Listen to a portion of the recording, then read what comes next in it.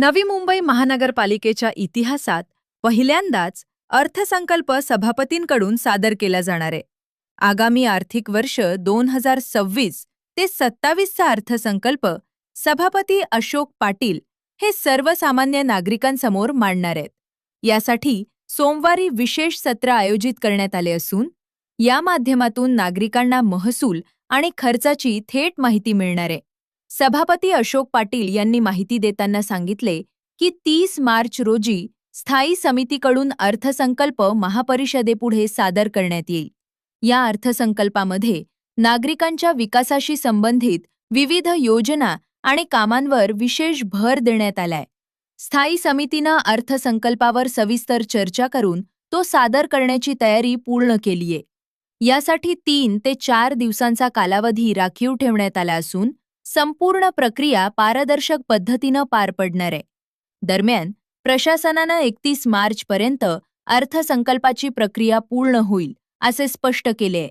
त्यानंतर एप्रिलच्या दुसऱ्या आठवड्यापासून कर आणि इतर शुल्क लागू करण्यात येणार आहेत. च्या वतीने महासभेमध्ये अर्थसंकल्प सादर करणार आहोत. याच्यामध्ये आदरणीय या नवी मुंबईचे लोकनेते गणेशजी नाईक साहेबांच्या असणार दूरदृष्टी नवी मुंबईकरांकरता या नवी मुंबई महापालिकेमध्ये लोकांकरता दिलेला शब्द त्या माध्यमातून सर्व या ठिकाणी महत्त्वपूर्ण असे निर्णय आपण या ठिकाणी तरतूद करून घेतलेले आहेत आणि तो 30 तारखेला सादर झाल्यानंतर आपल्याला या सर्व गोष्टीचा उलगडा होईलच. परंतु लोकहिताचे आपण या ठिकाणी या नवी मुंबईच्या बजेटमध्ये तरतूद करून घेतली.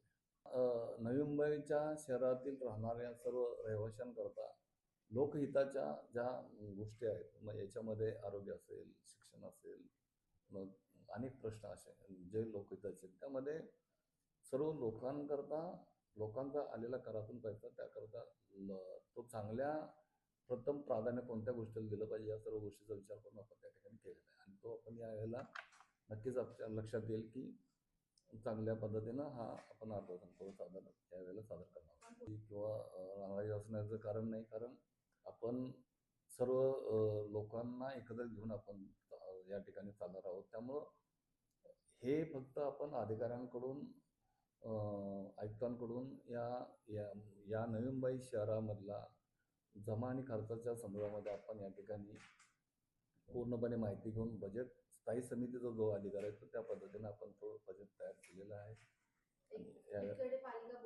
थोडंसं गांभीर्य पाळलं जातं तसं त्या पद्धतीनं ही स्थायी समिती ही महत्त्वपूर्ण समिती होत असताना कुठली तरी चांगल्या गोष्टी एखादी चांगले होत असताना ते पहिल्यांदा होत असते. त्यामुळं आपल्याला यावेळेला स्थायी समितीच्या माध्यमातून बजेट तयार करून आपण महासभेला ज्यावेळेला सादर करणार तेव्हा कुणाला असं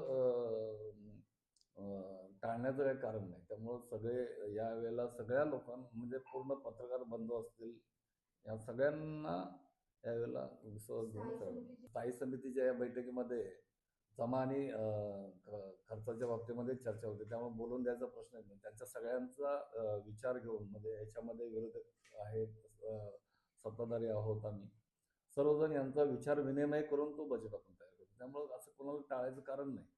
असं काही होत नाही आणि होणार नाही. त्यामुळं काही अशा गोष्टी आपण जर म्हणत असाल तर ते योग्य ठरणार. ते आपण करवाढ तर करणार नाहीच आहे. त्यामुळं करवाढीच्या बाबतीमध्ये ह्या सर्व गोष्टीचा आपण उलगडा आपल्याला ज्या वेळेला आपण बजेट सादर करू त्यावेळेला तुम्हाला नक्कीच माहिती पडेल.